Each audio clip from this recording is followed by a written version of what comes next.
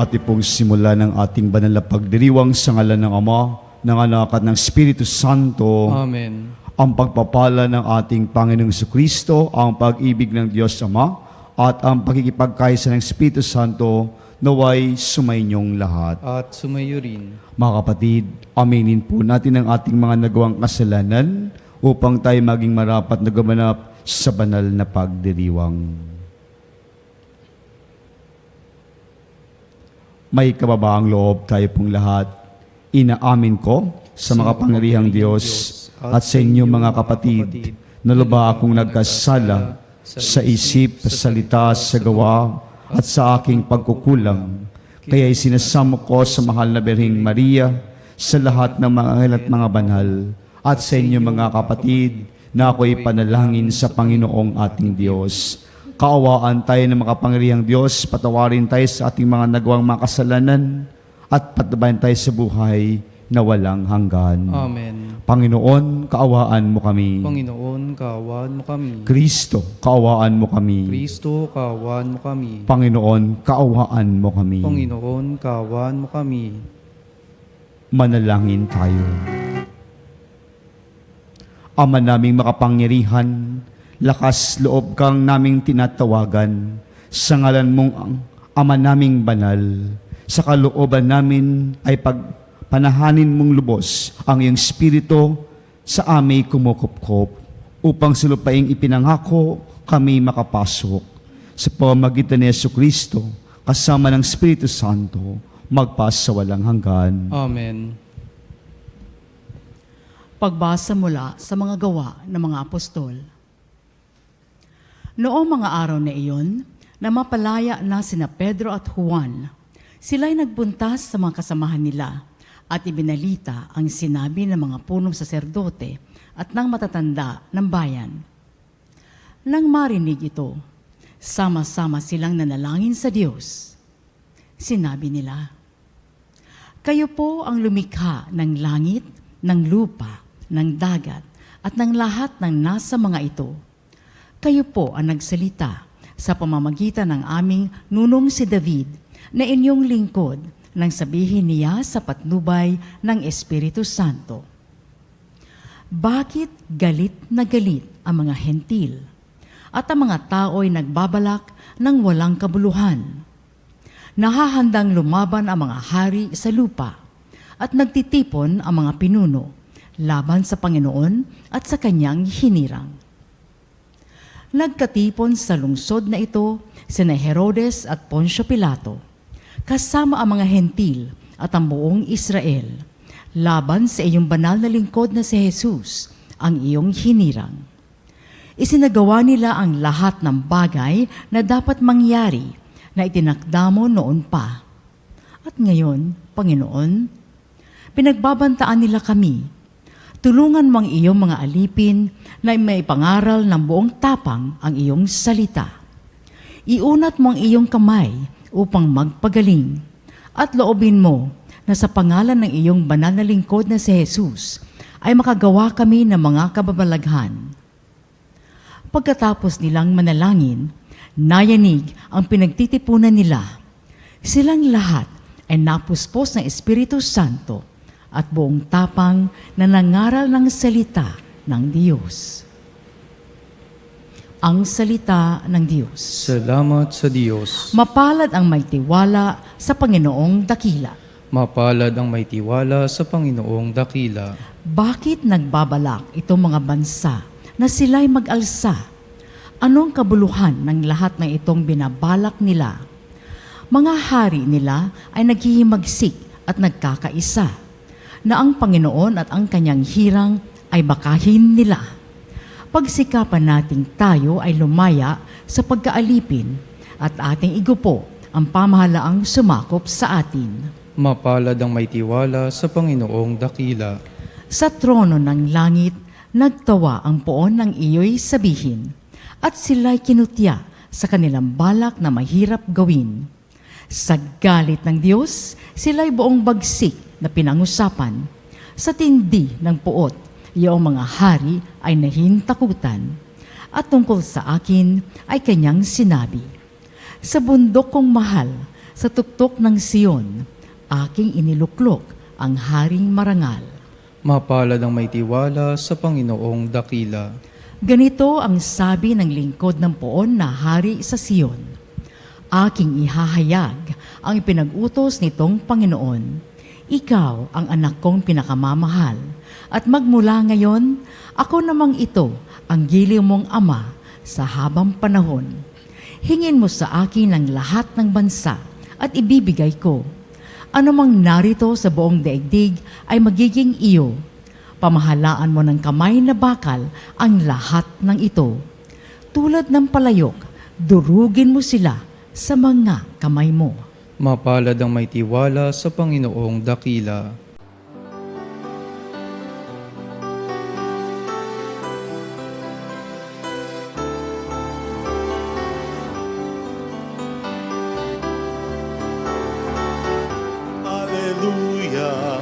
Alleluia, alleluia, alleluia, alleluia, alleluia, alleluia, alleluia. Alleluia, alleluia, alleluia. Alleluia, alleluia, alleluia, alleluia.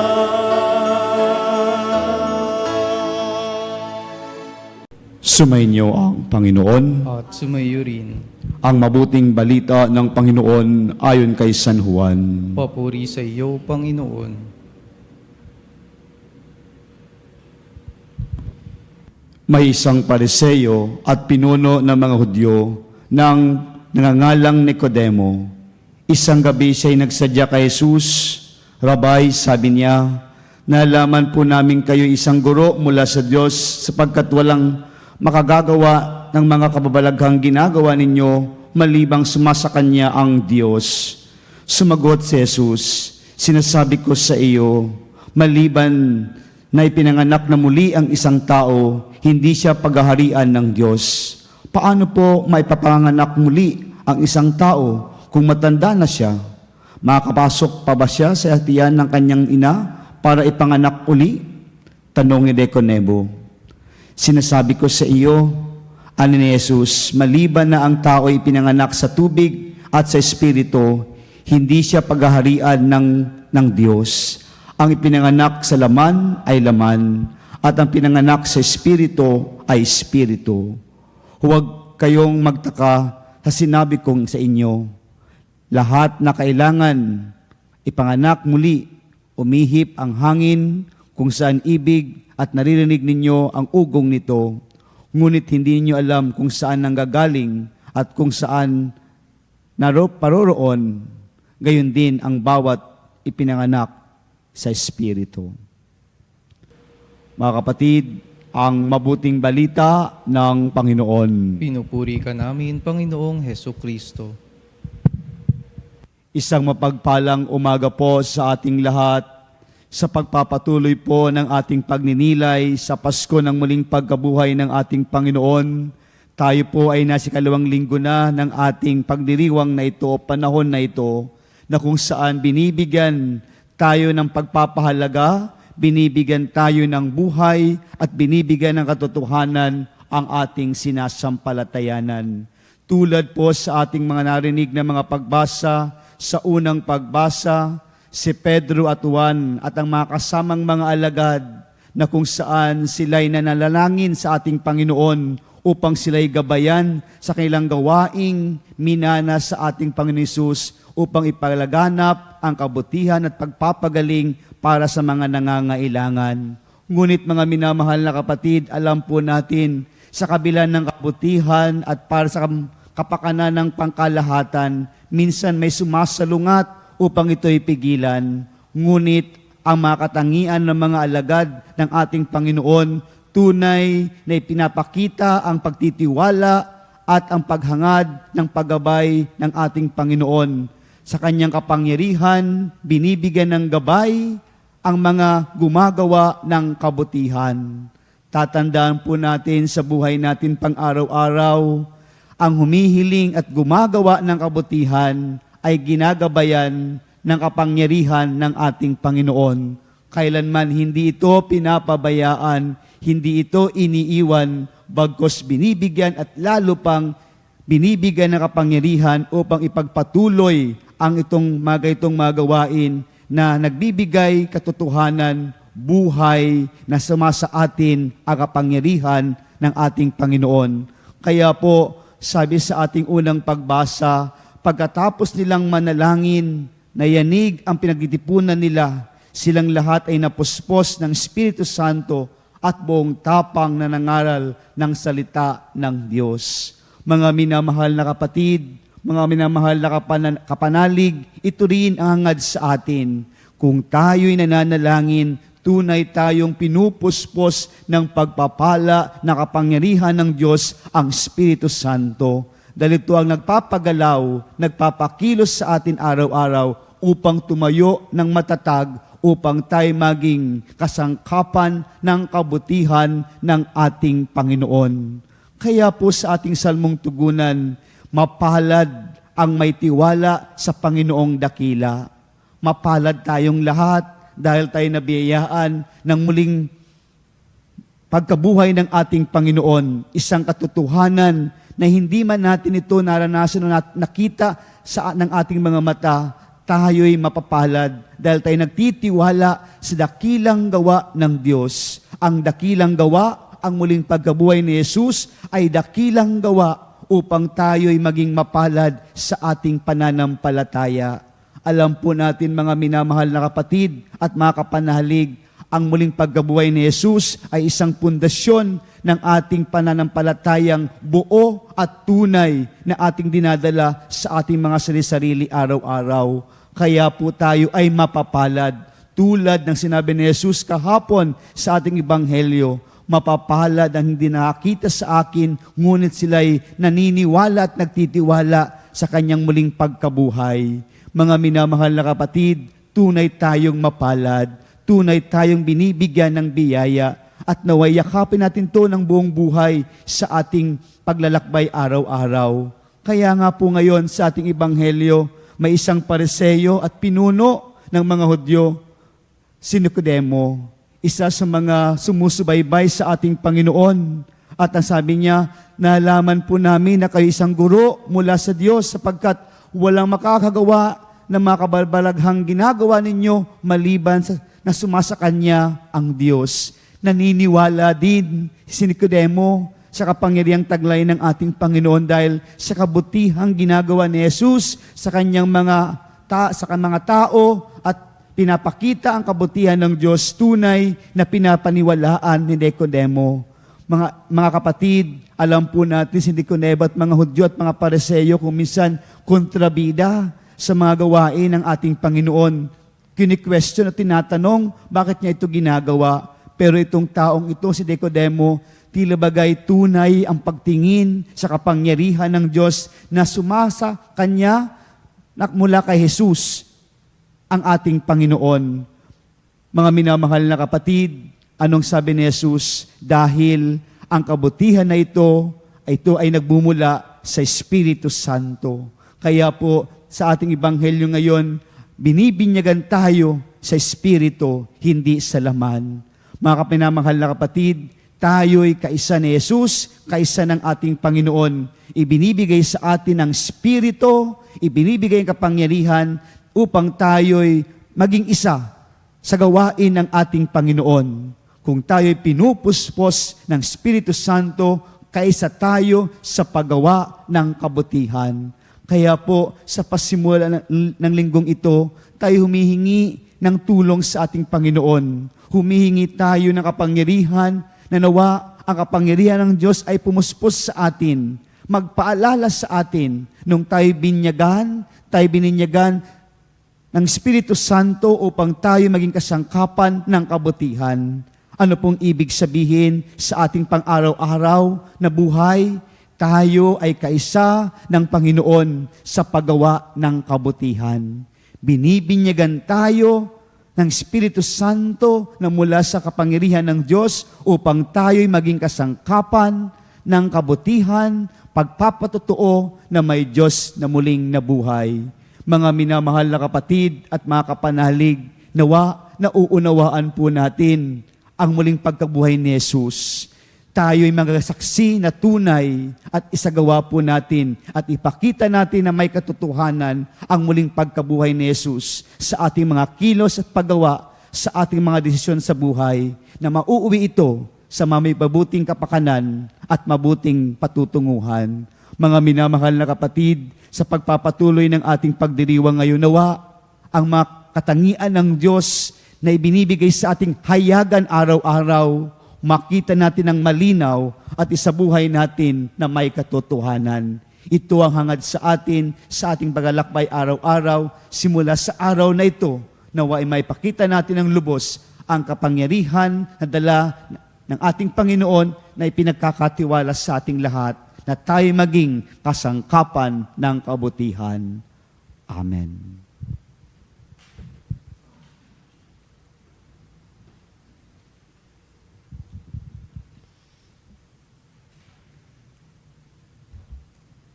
Mga minamahal na kapatid, sa pamagitan ng ating binyag sa ngalan ng Ama, ng Anak, ng Espiritu Santo, tayo naging mga anak ng Diyos bilang mga tagapagmanang kasama ni Kristo. Makalalapit tayo sa ating Ama na may pagtitiwala. Sa bawat kahilingan ang ating pong itutugon, Ama, dinggin mo ang iyong mga anak. Ama, dinggin mo ang iyong mga anak. Ang simbahan sa lupa, naway mabuklod upang maging salamin ng ganap na pagkakaisa ng Santatlo, ang kaisahan ng pag-ibig ng Diyos. Manalangin tayo sa Panginoon. Ama, dinggin mo ang iyong mga anak. Ang mga binyagang Kristiyano, naway lumago sa kanilang pamumuhay bilang Kristiyano. Manalangin tayo sa Panginoon. Ama, dinggin mo ang iyong mga anak. Ang mga alipin ng takot, naway maging malaya bilang mga anak ng Diyos. Manalangin tayo sa Panginoon. Ama, dinggin mo ang iyong mga anak. Ang mga walang pananampalataya, naway sikapin nating mahikayat sa pananampalataya at pagpapabinyag. Manalangin tayo sa Panginoon. Ama, dinggin mo ang iyong mga anak. Ang mga kapatid nating na mayapa, naway muling mabuhay sa kaluwalhatian ng banal na Santatlo. Manalangin tayo sa Panginoon. Ama, dinggin mo ang iyong mga anak. Sa katahimikan ng ating mga puso, ating ipanalangin ang ating mga personal na kahilingan o mga intensyon. Ama naming nasa langit, sa aming pag-aalay ng mga panalangin, loobin mong makiisa kami ng Espiritu na nananahan sa iyong mga anak at kay Kristo na iyong anak at aming tagapagligtas at Panginoon na nabubuhay at naghahari magpa sa walang hanggan. Amen.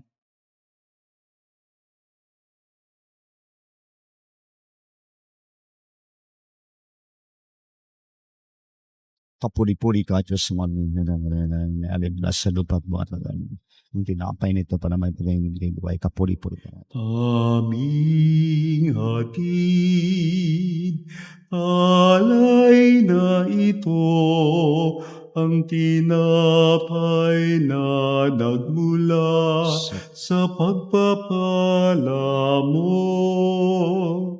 At tanggapin ang alak na ito, inuming inihain sa'yo. Mahal naming Diyos, inyong tanggapin ang munting alay mula sa amin. Buong puso namin hihintayin pagpapala namin hiling. Manalangin kayo mga kapatid upang ang paghain natin ay kalugdan ng Diyos Amang makapangyarihan. Tanggapin nawa ng Panginoon itong paghahain Ay, kayong mga kamay, sa kapurihan at karangalan sa ating kapakinabangan at sa buong sambayanan niyang banal. Ama naming lumikha, tanggapin mo ang mga alin ng iyong sambayanang natutuwa, ang pagkabuhay ng iyong anak na loob mong aming ikatuwa ngayon, ay panibaguhin mong ng galak, na nanatili sa amin habang panahon sa pamamagitan niya kasama ng Espiritu Santo magpas sa walang hanggahan. Amen. Sumainyo ang Panginoon. At sumayo rin. Itaas sa Diyos ang inyong puso at diwa. Itinaas na namin sa Panginoon. Pasalamatan natin ang Panginoong ating Diyos. Marapat na siya ay pasalamatan. Ama naming makapangyarihan, tunay ngang marapat ikay aming pasalamatan. Ngayong ipinagdiriwang ang Mesiyas, ang paghahain ng Mesiyas, ang maamong tupa na tubos sa aming lahat. Sa paghahain ng sariling buhay at sa pagkabuhay ng anak mong mahal, nabuksang ganap ang iyong tahanan at kami pinaghaharian mo'y naging kasambahay. Sa pagkamatay niya sa krus, nalupig ang kamatayan. Sa kanyang pagkabuhay, naging buhay siya ng tanan. Kaya kaysa na mga anghel nagsisiawit ng papuris sa iyo, na walang humpay sa kalangitan, kami nagbubunhi sa iyong kadakilaan.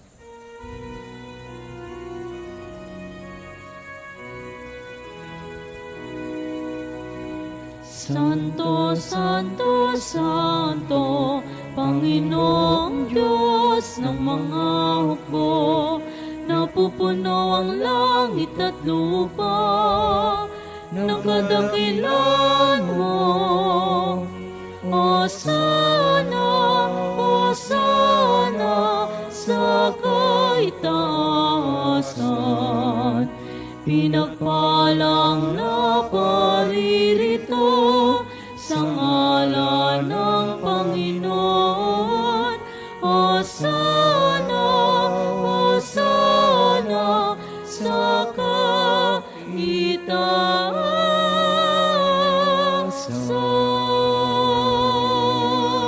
Ama naming banal, ikaw mukal ng tanang kabanalan, kaya't sa pamagitan ng iyong Espiritu, gawin mong banal ang mga kaloob na ito, upang para sa aming maging katawan at dugo ng aming Panginoong Hesukristo. Bago niya pinagtisang kusang loob na maging handog, hinawakan niya ang tinapay, pinasalamatan kanya, pinaghati-hati niya iyon, inabot sa kanyang mga alagad at sinabi, "Tanggapin niyo lahat ito at kanin, ito ang aking katawan na ihandog para sa inyo."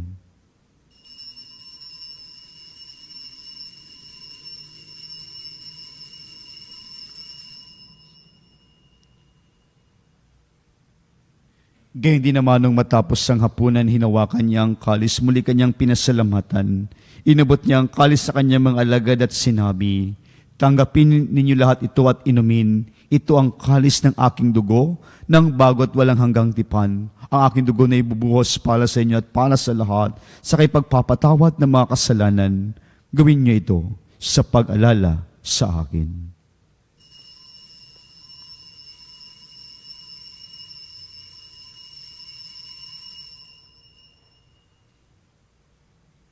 Ipagbunyi natin ang misteryo ng pananampalataya.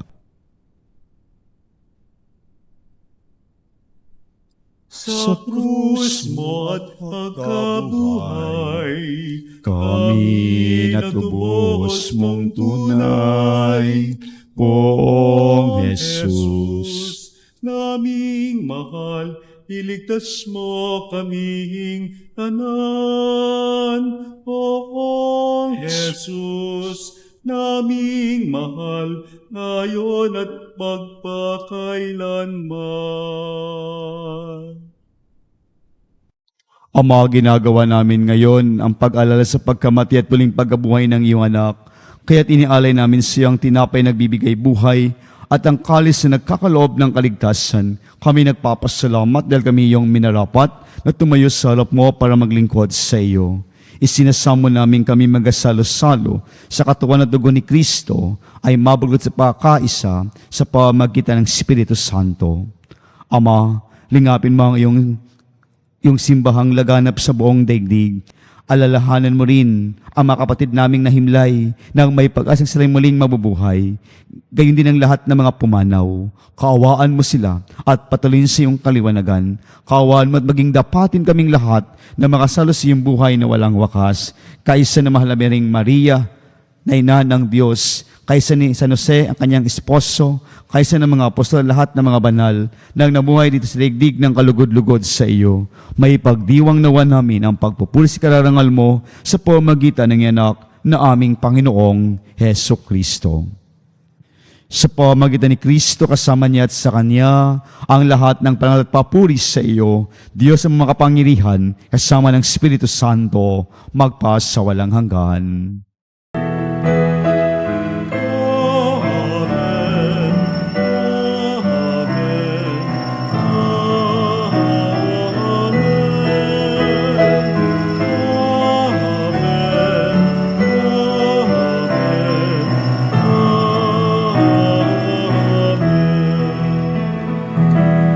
Sa tagubilin ng mga nakakagaling na utos sa turo ni Jesus na Panginoon natin at Diyos, ipahayag natin ng lakas loob.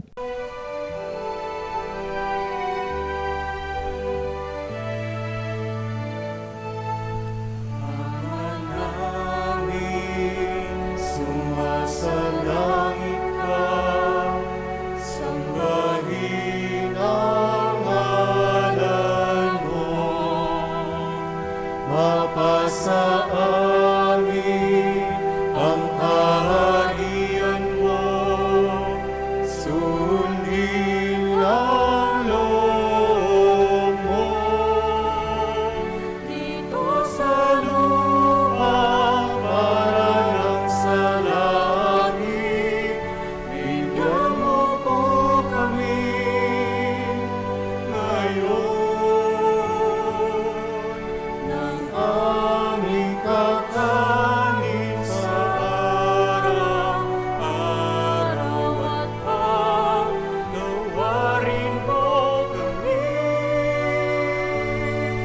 sa aming mga sala para ng pagpapatawad namin sa nagkakasala sa amin. At huwag mo kaming ipahintulot sa gusto, at iadya mo kami sa lahat ng masama.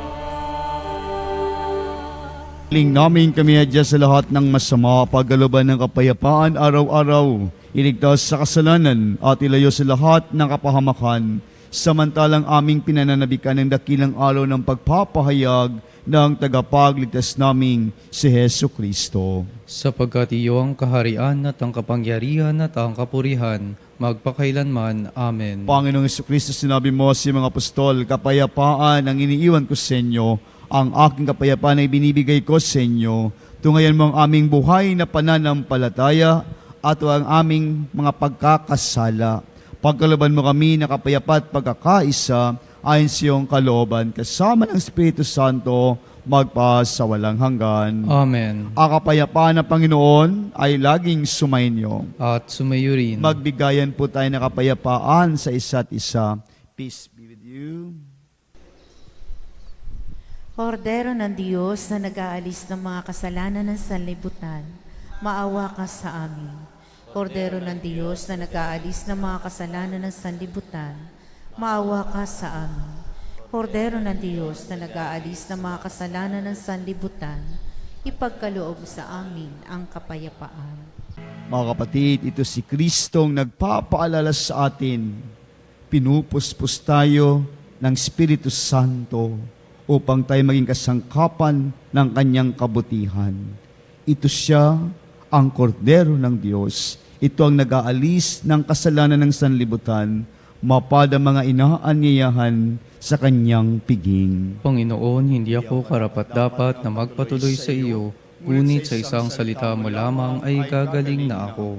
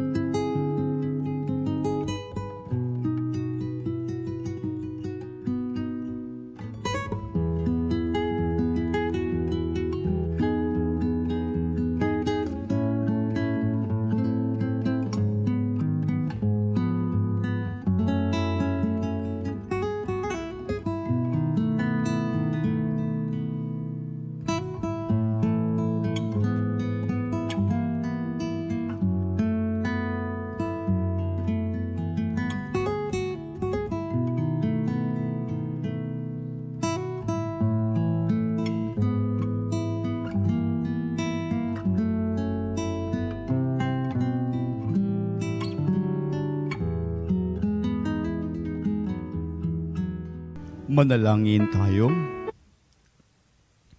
Ama naming mapagmahal, tungayan mo at lingapin ang iyong sambayanan na minarapat mong makinabang sa piging na magpakailanman.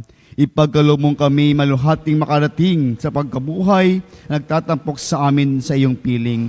Sa pamagitan ni Jesucristo kasama ng Espiritu Santo, magpa sa walang hanggan. Amen.